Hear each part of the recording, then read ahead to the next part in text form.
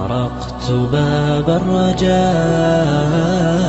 والناس قد رقدوا وبت أشكو إلى مولاي ما أجد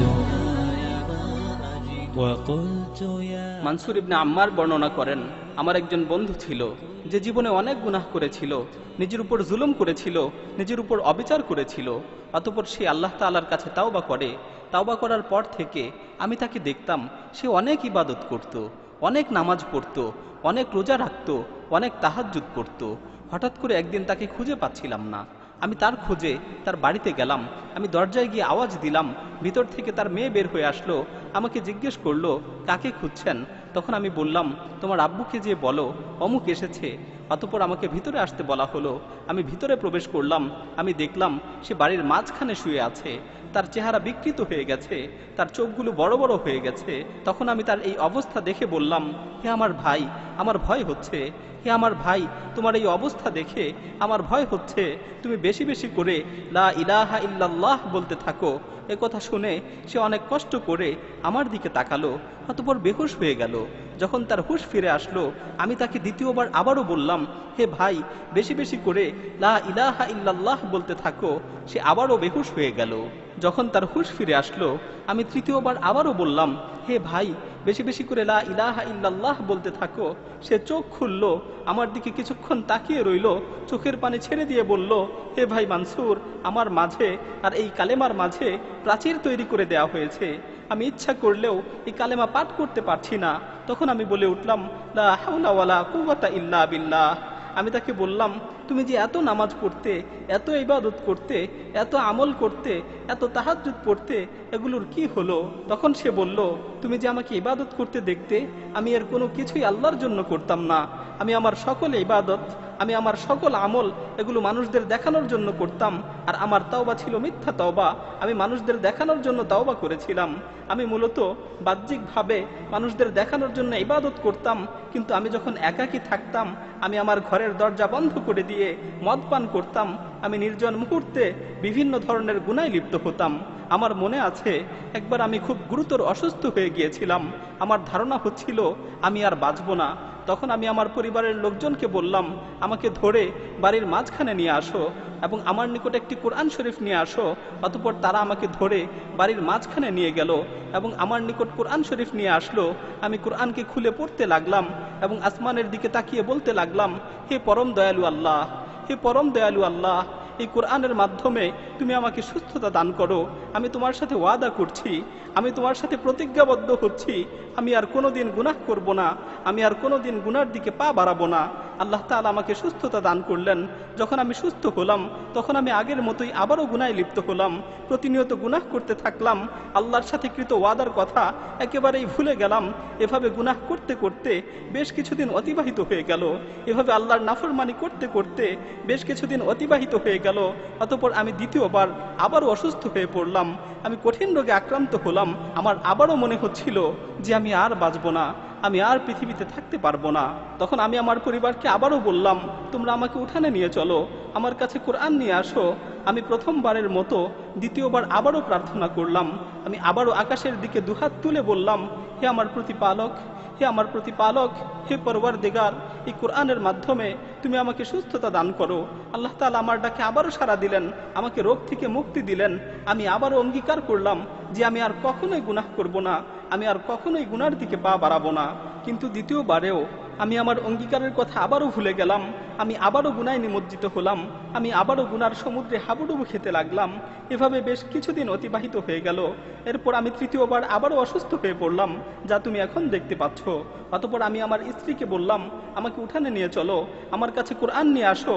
তারা আমাকে উঠানে নিয়ে গেল, আমার কাছে কোরআন নিয়ে আসলো।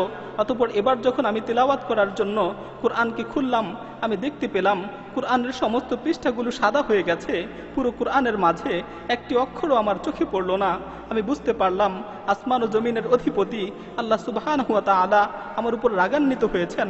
আসমান ও জমিনের অধিপতি আল্লাহ সুবহানাহু ওয়া তাআলা আমার উপর ক্রোধান্বিত হয়েছেন, কারণ আমি বহুবার তার সাথে ওয়াদা করেছি, বহুবার ওয়াদা ভঙ্গ করেছি, আমি বহুবার তার কাছে তাওবা করেছি, বহুবার তাওবা ভঙ্গ করেছি। তিনি আমাকে অনেকবার সুযোগ দিয়েছেন, কিন্তু আমি বারবার এই সুযোগের অপব্যবহার করেছি। আমি বুঝতে পারলাম যে আল্লাহ তাআলা আমার উপর রাগান্বিত হয়েছেন। তাই আমি আসমানের দিকে হাত তুলে বললাম, হে আল্লাহ, আমাকে এই বিপদ থেকে মুক্তি দাও। হে আল্লাহ, আমাকে এই বিপদ থেকে রক্ষা করো, আমাকে এই বিপদ থেকে উদ্ধার করো। আমি যখন এই কথাগুলো শেষ করলাম, আমি শুনতে পেলাম কেমন যেন আসমান থেকে আমাকে লক্ষ্য করে বলা হচ্ছে, তুমি যখন বিপদে পড়ো তখনই আমার কাছে আসো, আর যখন বিপদ শেষ হয়ে যায় তখন আবারও গুনায় লিপ্ত হও। তোমাকে আমি কতবার বিপদ থেকে উদ্ধার করেছি, তোমাকে কতবার বিপদ থেকে রক্ষা করেছি, কিন্তু তুমি একবারও নিজেকে শুধরানোর চেষ্টা করোনি। মানসুর ইবনে আম্মার বলেন, এ কথা শুনে আমি ক্রন্দন করতে করতে তার কাছ থেকে উঠে গেলাম। আমি যখন বাড়ি থেকে বের হওয়ার জন্য দরজার কাছাকাছি পৌঁছলাম, তখন পিছন থেকে সংবাদ আসলো সে মারা গেছে, সে মৃত্যুবরণ করেছে। সে তাওবা না করেই মৃত্যুবরণ করেছে। তার মাঝে ও তাওবার মাঝে প্রতিবন্ধকতা সৃষ্টি করে দেওয়া হয়েছে। প্রিয় ভাই ও বোনেরা, আল্লাহ তাআলা আমাদেরকে তাওবা করার সুযোগ দিয়েছেন।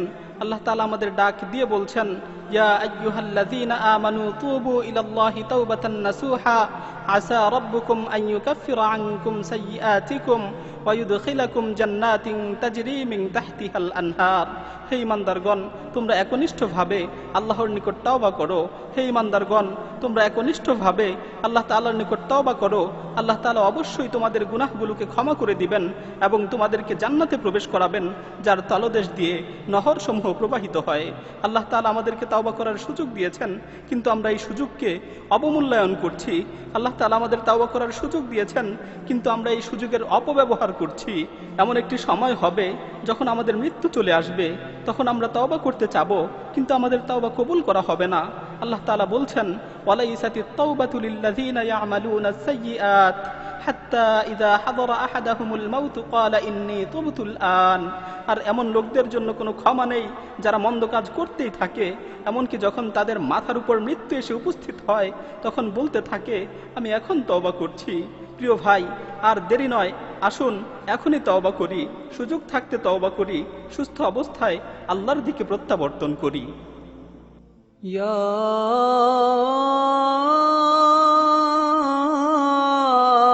أيها الذين آمنوا يا أيها الذين آمنوا توبوا إلى الله توبة نصوحا عسى ربكم أن يكفر عنكم سيئاتكم ويدخلكم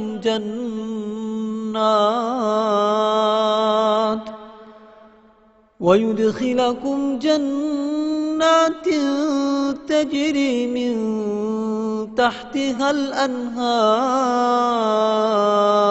الأنهار يوم لا يخزي الله النبي والذين آمنوا معه نورهم يسعى بين أيديهم وبأيمانهم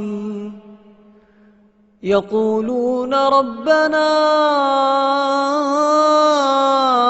أتمم لنا نورنا واغفر لنا إنك على كل شيء قدير